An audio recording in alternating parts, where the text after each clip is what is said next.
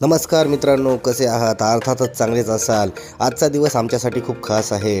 खरं तर मी होमगार्ड म्हणून कार्यरत असल्यामुळे छत्रपती संभाजीनगरला महानगरपालिका निवडणुकीसाठी माझी ड्युटी लागली आहे. पण योगायोग असा की ते माझ्या बायकोचा आजोळासुद्धा आहे. मग काय, ड्युटीसोबतच कुटुंबाचाही फिरवून आणू असा प्लॅन झाला.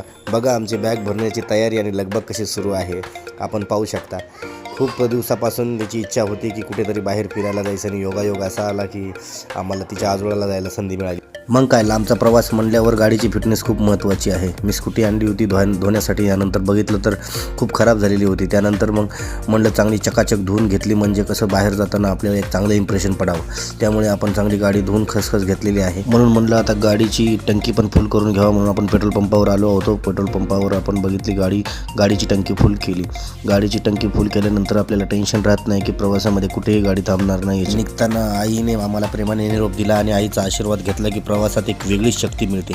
आता आम्ही तिघंजण, मी, माझी पत्नी आणि माझा छोटा मुलगा, तिघंही आम्ही बीडहून संभाजीनगरकडे रवाना होत आहोत. आई थोडी भावनिक झाली होती, कारण तिला वाटत होतं की गाडीवरती जाऊ नाही, आणि परंतु नंतर ती राजी खुशी झाली आणि मग नंतर आम्ही जाण्याच्या दिशेने आमचा प्रवास सुरू केला. आणि नंतर रस्त्यावरून जाताना खूप छान पद्धतीने झाडे लावलेली होती, हे बघून खूप छान वाटलं.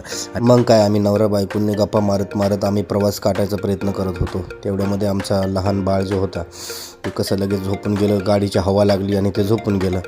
मग यानंतर झोपल्याच्या नंतर मग आमची बडबड सुरू झाली. आम्ही व्हिडिओ शूट करत होतो.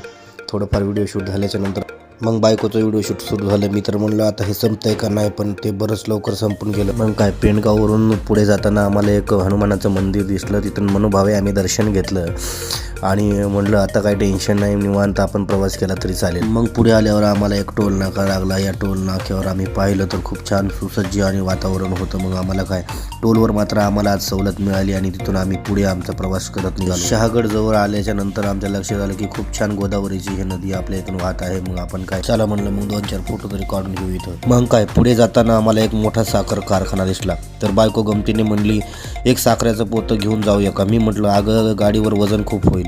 मग काय, साखरेचं पोत्याऐवजी आम्ही साखरेपेक्षा गोड उसाचा रस प्यायलो. आमचा छोटा तर खूप आवडीने हा रस पित होता. त्याला इतकं छान वाटलं की आम्हाला हे पाहून खूप छान वाटलं. मग काय, रस पिऊन झाल्यावर आमचा पुढील प्रवास सुरू झाला. आणि पुढे वाटेत एक छोटासा अपघात दिसला. मन थोडं सुन्न झालं, पण तिथे लोकांशी बोलून त्यांना सांत्वन केलं आणि प्रवासाला पुन्हा सुरुवात केली. हळूहळू संभाजीनगर जवळ येत होता आणि मुलगा आता जागा झाला होता. आमच्या दोघांमध्ये उभा राहून खिळखिळत होता, हसत होता. त्याचा हा आनंद पाहून प्रवासाचा सगळा थकवा कुठे पळून गेला, आम्हाला काही समजलं नाही. तुम्हाला हा आमचा प्रवास कसा वाटला कमेंट करून नक्की सांगा. धन्यवाद.